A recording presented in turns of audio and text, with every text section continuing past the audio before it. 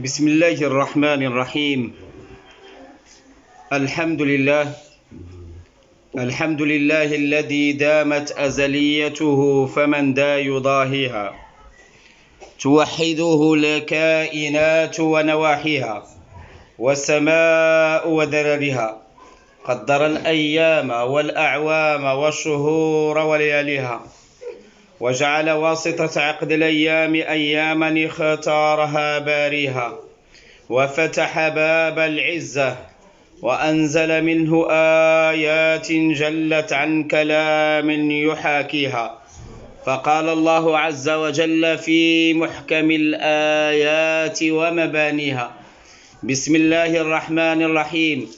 تبارك الذي بيده الملك وهو على كل شيء قدير، الذي خلق الموت والحياة ليبلوكم أيكم أحسن عملا، وهو العزيز الغفور.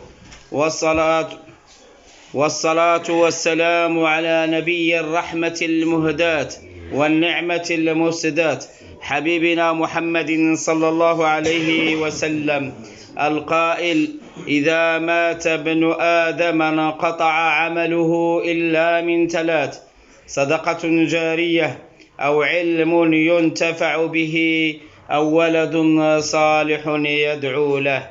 أحبتي الكرام، اجتمعنا في هذا البيت وهذا اللقاء النوراني مع هاته الوجوه واللآلئ والجواهر النيرة النفيسة، علماءنا ومشايخنا وأئمتنا أكرمكم الكريم، ونقول لكم باسم أهل البيت: حللتم أهلا ونزلتم سهلا، وبارك الله في علمكم وفي قرآنكم وفي مجالستكم في هذا المقام المبارك.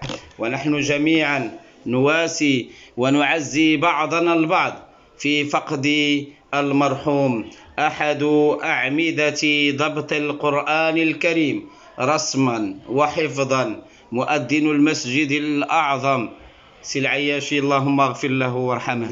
شيخنا، فقيهنا، عالمنا، كان قدوتنا، بارك الله فيه، كانت أخلاقه عالية، كان متسما بصفات الصلاح والولاء، كان رحمه الله محبوبا عند أقاربه وعند إخوانه وعند جيرانه وعند جماعته، وهذا إن دل على شيء فاته الجماعة الطيبة المباركة. نشكركم على هذه الابتهالات ونشكركم على هذه القراءات، وأنتم حضرتم، لم يحضركم شيء إلا ماذا؟ إلا مواساة إخوانكم، وإلا الجلوس في بيت صديقكم وأخيكم وقريبكم، فأكرمكم الكريم وحفظكم بحفظه، إنه الولي يا أرحم الراحمين يا رب العالمين. لا أملك أن أقول كما قال حبيبنا رسول الله صلى الله عليه وسلم لما قرأ قول الله عز وجل: فمن يرد الله أن يهديه يشرح صدره للإسلام، ومن يرد أن يضله يجعل صدره ضيقا حرجا كأنما يصعد في السماء. استفسر الصحابة رضوان الله عليهم وقالوا: يا حبيبي يا رسول الله، ما هذا الشرح المقصود به في الآية الكريمة؟ فقال رسول الله صلى الله عليه وسلم: هو نور يقذف به في عباد أولياء الله الصالحين، ومنهم هؤلاء المؤذنين الذين هم أطول أعناق يوم القيامة، الذين سيحشرون وسيبعثون وسيدخلون الجنة بإذن الله عز وجل، الذين أخبر النبي محمد صلى الله عليه وسلم أنه كل من سمع صوت أذانه فإنه يدعو له، وكل الكائنات تسبح له وتستغفر له. فاللهم اغفر لأخينا وأبينا وعالمنا وصديقنا وأخينا يا أرحم الراحمين يا رب العالمين. ما هذا الشرح المقصود به في الآية يا حبيبي يا رسول الله؟ قال النبي صلى الله عليه وسلم: هو نور يقذف به في قلوب عباده الصالحين. فقالوا: يا رسول الله، وهل لهذا النور من علامة تعرف؟ قال الحبيب المصطفى صلى الله عليه وسلم: نعم، الإناب له 3 علامات: الإنابة إلى دار الخلود، والتجافي عن دار الغرور، والاستعداد للموت قبل الموت. وها نحن نعيش هذه اللحظات الحزينة التي هي فراق الحبيب وفراق الأخ وفراق الأب. لا نملك إلا الصبر ونواسي بعضنا البعض، الصبر الذي هو بحر لا ساحل له، وجواد لا يكبو، وجند لا يهزم. الصبر سلاح من ليس له سلاح، وهو أساس الفوز والنجاح.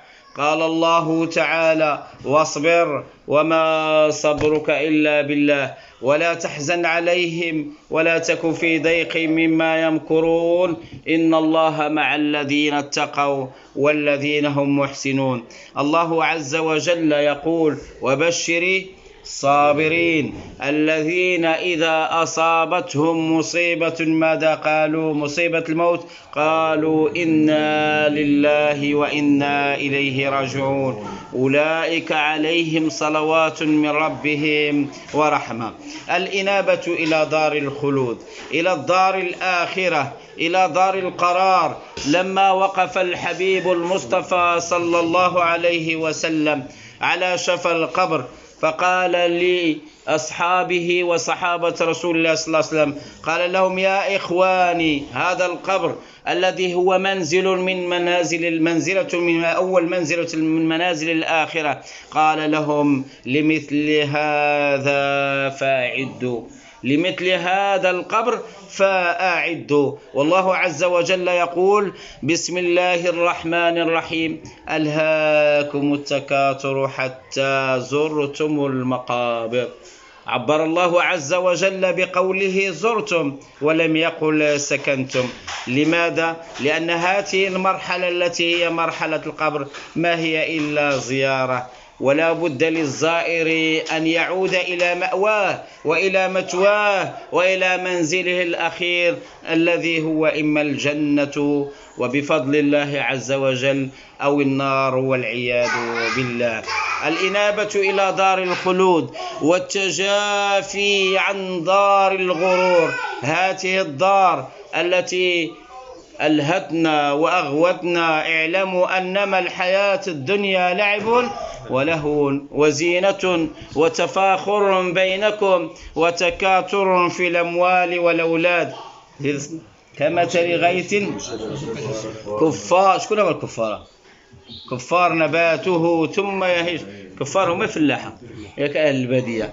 كفار نباته، ماشي هما اللي الكفار أعجبهم الزرع، أعجبه نبات الزرع ثم يهيج فتراه ثم يكون حطاما. تعجبهم ديك، يعشقوا ديك النبات وديك الورد. هذه هي الحياة الدنيا. المال والبنون زينة الحياة والباقيات الصالحات خير عند ربك ثوابا وخير. إذن هاته الإنابة إلى دار الخلود والتجافي عن دار الغرور، ثم ماذا؟ والاستعداد للموت قبل الموت. هذا الموت الذي يبعدنا عن الأهل، يبعدنا عن الأم، يبعدنا عن الأب، عن الأخ، عن القريب، عن الصديق. فلا بد من أن نصبر بعضنا. لا بد بعدما يرحل هذا الميت، يرحل هذا القريب أو هذا الأخ، لا بد من أن نخطو 3 خطوات ونعي 3 مبادئ أساسية لا بد منها لكي نعيش السكينة والطمأنينة والاستقرار، وهي علامات من علامات الرضا. باش تكون راضي بأمر الله، راضي بقضاء الله. لماذا؟ لأن المقادير، لأن هذا الإنسان الذي ازداد سلعيشي رحمه الله، مقادير الله عز وجل، عرفوا أن المقادير 5 أنواع، ولكن صنف من المقادير خاطب الله عز وجل كما في صحيح البخاري لما خلق الله الخلق، قال له لما خلق الله القلم قال له اكتب، قال ماذا أكتب؟ قال اكتب مقادير الخلق إلى يوم القيامة، رزقه، عمله، أجله، شقي أو سعيد، متى ازداد، ماذا سيعمل، سيكون مؤذن، سيعيش كم من العمر، كم من السن، ثم بعد ذلك يتوفاه الله. إذا جاء أجله لا يستأخرون ساعة ولا يستقدمون. لا بد من أن تعي أخي الحبيب 3 أساسيات في هذه المرحلة. الأولى وهي ترك الاختيار قبل القضاء. ترك الاختيار قبل ماذا؟ قبل القضاء، قبل ما يقضي لك الله أمرا. كيف كما كان هذا الأمر في عملك، في تجارتك، في مالك، في أبنائك، في أهلك، تترك الاختيار لمن؟ لله عز وجل. فلماذا؟ لأن الله عز وجل كما جاء في إحدى الحكم النفيسة فهو ضامن لك الإجابة فيما يختاره لك لا فيما تختاره أنت لنفسك. شحال مرة تكون غادي من شي طريق ولكن الله عز وجل تحولك من طريق أخرى. علاش؟ لأن اختيار الله لك في ذلكم الشر هو أفضل اختيار، فهو ضمن لك الإجابة فيما يختاره لك لا فيما تختاره أنت لنفسك. ترك الاختيار قبل القضاء، وفقدان المرارة عند القضاء. هذا مثلا شيخنا مريض مثلا، فإن نتركه، نجلس معه، نقول طهور إن شاء الله، نتوسل الله عز وجل، نطلب الله أنه يطيل في عمره، ولكن تترك اختيارك لله. مات قدر الله ومات. فقدان المرارة عند القضاء، قدر الله وما شاء فعل. حبيبنا رسول الله صلى الله عليه وسلم لما توفي ابنه إبراهيم ماذا قال؟ إن العين تدمع وإن القلب يحزن أو ليخشع، وماذا وإن لفراقك يا إبراهيم. ولكن ماذا نقول؟ ولا نقول إلا ما قال ربنا إنا لله وإنا إليه راجعون. حبيبنا محمد صلى الله عليه وسلم عاش هذا الأمر وعلمنا كيف نعيشه وكيف نتمثل هذه المعاني فيه. في عام سمي عام الحزن. لماذا سمي بعام الحزن؟ علاش؟ لأن توفي من؟ توفي لجوج من الأقارب ديالو. شكون سيدي؟ خديجة رضي الله عنها، زوجته السيدة خديجة أم المؤمن رضي الله عنها، ومن؟ وعمه أبو طالب. علاش؟ هادو توفوا جوج، كانوا هم أعمدة من أعمدة الدين، كانوا هم ينصرون حبيبنا رسول الله صلى الله عليه وسلم. فخديجة رضي الله عنها كانت تواسيه من الداخل، كانت تطمئن فؤاده، تثبته. لما نزل عليه الوحي وجاء يرتعش، والقصص قصيرة، ويرتعد إلى السيدة خديجة رضي الله عنها، ماذا قالت له؟ وخاف على نفسه. ماذا قال؟ كلا يا حبيبي يا رسول الله، والله لن يخزيك الله أبدا، إنك لتصل الرحم وتحمل وتقري الضيف. فبدأت تقول له خصال ومزايا وعطايا ومنح تطمئن فؤاده من الداخل ومن الخارج. من يطمئنه؟ من يدفع عنه كيد الحاسدين وشماتة الحاقدين؟ من هو؟ عمه أبو طالب. فحزن حزنا عميقا حتى سمى ذلكم العام، ماشي نهار، ماشي يومين، ماشي شهر، شحال سيدي؟ عام، سنة، عام ديال الحزن. والآية التي استأنفنا بها حديثنا ويقول أواخر سورة النحل: واصبر وما صبرك إلا بالله. توجه الحبيب في ظل هذه الظروف، في ظل هذه الأجواء الأليمة واللحظات العصيبة، توجه إلى الطائف لعله يجد من يساند دعوتهم، لكنه لم يجد إلا التعنت والاستكبار. ثم دعا الله وهو في تلكم اللحظات بدعاء في قمة الروعة والجمال. ماذا قال سيدي؟ اللهم إليك أشكو ضعف قوتي وقلة حيلتي وهواني على الناس، أنت ربي ورب مستضعفي، إلى من تكلني إلى بعيد يتجهمني أم إلى عدو ملكته أمري؟ لك العتبى حتى ترضى ولا حول ولا قوة إلا بالله. عندما تتوجه أخي الكريم بهذا الدعاء، بالدعاء إلى المولى عز وجل، فإن الإجابة تأتي على وجه السرعة والاستعجال. ماذا قال بعدها أواخر سورة النحل؟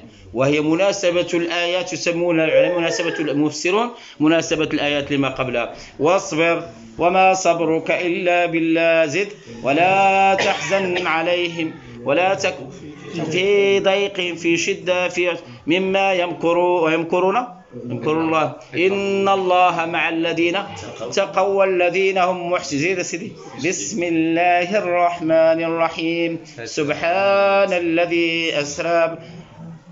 ماذا نستنتج؟ ماذا نستنبط؟ ما هي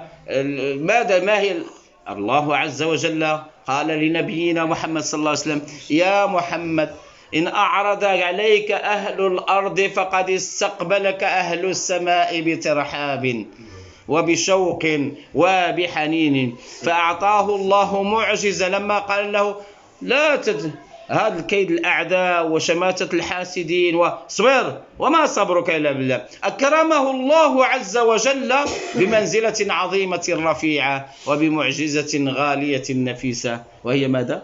هي معجزة الإسراء والمعراج. خفف الله عنه واساه.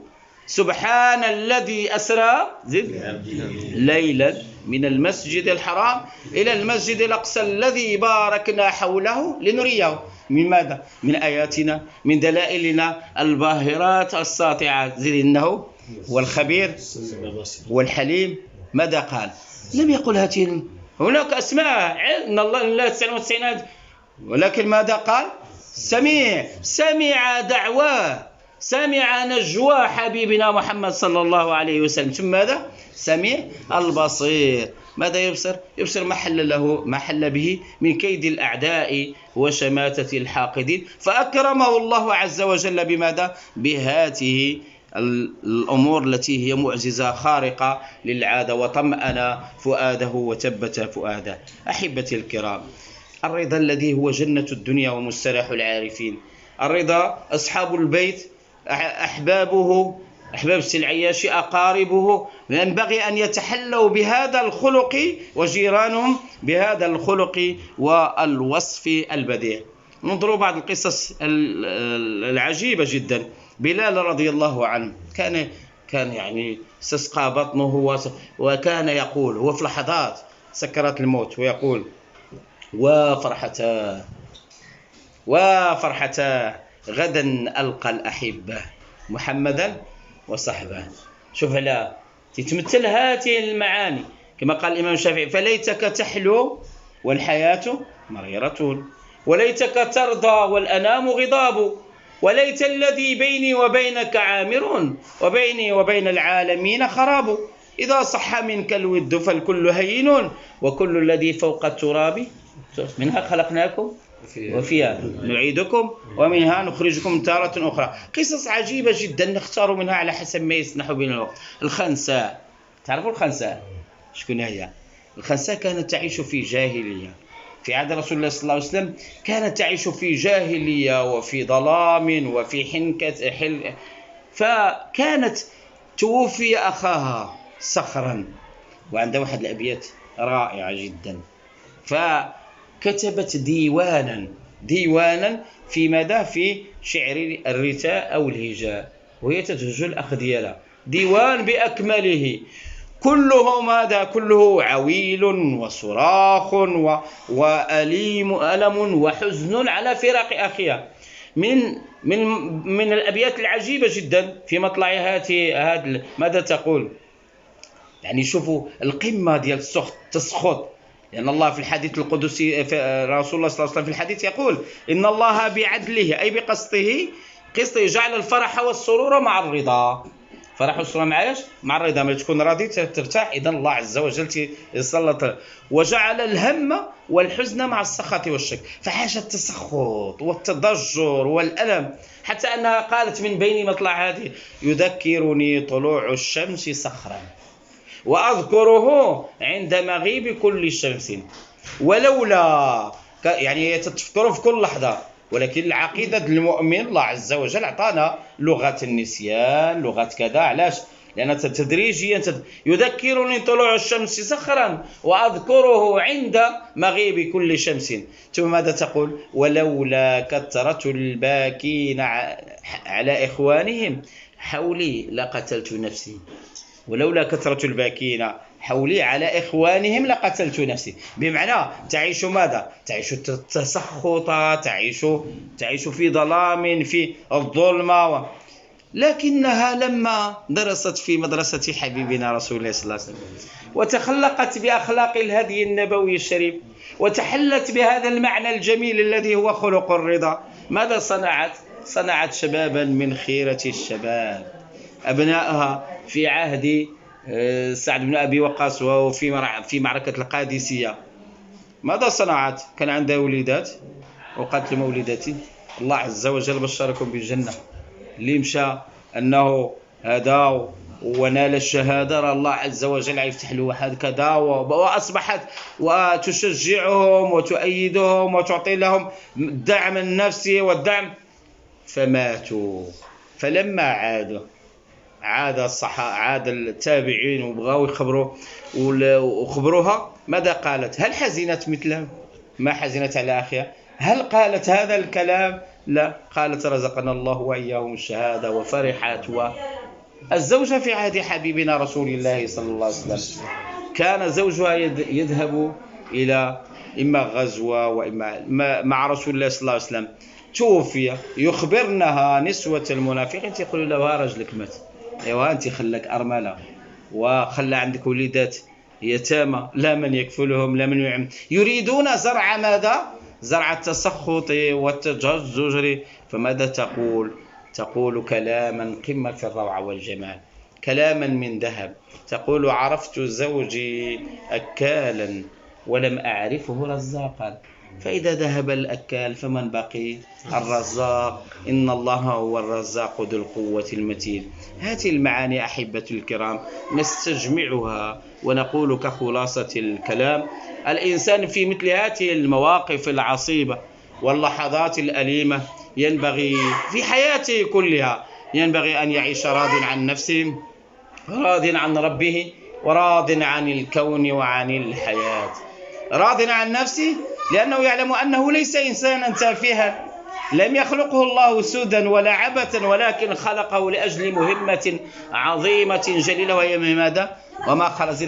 وما خلقته إلا ليعبدوا ما أريد منهم من رزق وما أريد أن يطعمون، لأن الله هو الرزاق، وفي السماء قانون الأرزاق وفي السماء رزقكم وما توعدون. فورب السماء والأرض إنه لحق مثل ما أنكم تنطقون. فهو الذي أطعم الطير فيها. شكون يطعم الطير فيه؟ الله. هو الذي أطعم السمك في البحار، هو الذي أطعم الديدان في الفلوات والسباع في الفلوات. إذا قادرون على أن يطعمنا. الله عز رسول الله صلى الله عليه وسلم يخبرنا يقول: يا أيها الناس اتقوا الله وأجملوا في الطلب، فإن نفسا لن تموت حتى تستوفي رزقها وإن أبطأ عنها، إن تأخر عنها. يعني الرزق ديالها عليك بتقوى الله. إن كنت غافلا يأتيك بالأرزاق من حيث لا تدري، فكيف تخشى الفقر والله رازق؟ فقد رزق الطير والحوت في البر والبحر. وراض عن الكون وعن الحياة. إذا اقتنعت بهذه الاقتناعات، هذا الكون، المحيطات، الأنهار، هذه مسخرة لخدمتك أيها. ماذا تقول؟ ربنا ما خلقت هذا باطلا سبحانه. إذا اقتنعت بهذه المعاني الجليلة النفيسة، وخصوصا في هذه اللحظات العصيبة، أخي الحبيب، أخيرا لا تملك إلا أن تتمثل بالدعاء والثناء الإبراهيمي الخالد الذي نجعله مسك الختام جميعا مع بعضنا البعض. يقول: الذي خلقني فهو يهدين، والذي هو يطعمني ويسقين، وإذا مرضت فهو يشفين، والذي يميتني ثم يحيين، والذي يميتني يميتني ثم يحيي، والذي أطمع أن يغفر لي خطيئتي يوم الدين. ربي هب لي حكما والحقني بالصالحين، واجعل لي لسان صدق في الآخرين، واجعل لي لسان في جنات النعيم، واغفر لأبي إنه كان من الضالين. ولا تخزني يوم يبعثون يوم لا ينفع مال ولا بنون إلا من أتى الله بقلب سليم. أحبتي الكرام، إلهي ماذا وجد من فقدك وماذا فقد من وجدك؟ لقد خاب من رضي دونك بدلا، وخسر من بغي عنك حولا. والله أثلجتنا هذه الزيارة المباركة الطيبة من هذه الوجوه المستبشرة من خيرة علماء وأساتذة بلدتنا، وهم أقرباء وأصدقاء وأحباب السي العياشي رحمه الله عز وجل في هذه الليلة الطيبة المباركة. فبارك الله فيكم جميعا، واسمحوا لنا إن أطلنا عليكم. سي العياشي اللهم اغفر له وارحمه، اللهم اغفر له وارحمه، وعافيه واعف عنه، واكرم نزله، ووسع مداخله، واغسله بالماء والثلج والبرد، ونقيه من الذنوب والخطايا كما ينقى الثوب الأبيض من الدنس. اللهم اجعل قبره روضة من رياض الجنة، اللهم اجعل قبره روضة من رياض الجنة. اللهم اجعله مع الذين أنعمت عليهم من النبيين والصديقين والشهداء والصالحين، وحسن أولئك رفيقا. اللهم اجعله من الذين أحسنوا الحسنى وزيادة، ولا يرهق وجوههم قتر ولا ذلة، أولئك أصحاب الجنة هم فيها خالدون. والزوجة ديالو وابناء الأخ وابناء الأخت وجميع الأحباب والأصهار والأقارب والجيران وكل من كان يشتغل معه ويعرفه تمام المعرفة. اللهم ارزقنا وإياكم الصبر والسلوان. آمين. اللهم ارزقنا الصبر والسلوان. اللهم إنك قلت وقولك الحق، وبشر الصابرين الذين إذا أصابتهم مصيبة قالوا إنا لله وإنا إليه راجعون، أولئك عليهم صلوات من ربهم ورحمة. اللهم الحقنا به مسلمين محسنين تائبين طائعين خاشعين لله رب العالمين. اللهم اغفر لجميع أمة سيدنا محمد صلى الله عليه وسلم، موتانا وموتاكم وموتى المسلمين أجمعين. اللهم اغفر لهم وارحمهم وعافهم وعاف عنهم. إخواننا في فلسطين وفي غزة اللهم انصرهم نصرا عزيزا مؤزرا. اللهم ارحم شهداء الأبرار، اللهم اغفر لهم وارحمهم. اللهم أعد بيت المقدس إلى أيدي المسلمين، اللهم أعد بيت المقدس إلى أيدي المسلمين. اللهم أعلي بفضلك كلمة الحق والدين. اللهم استر عوراتنا، آمن روعاتنا، فرج كروبنا، فك أسرانا، ارحم ضعفنا، اختم بالباقيات الصالحات أعمالنا يا أرحم الراحمين. اللهم اشف مرضانا ومرضاكم ومرضى المسلمين أجمعين. اللهم اشف كل مريض. اللهم أنت الشافي وأنت المعافي وأنت على كل شيء قدير. اشف أنت الشافي، لا شفاء إلا شفاك، شفاء لا يغادر سقما.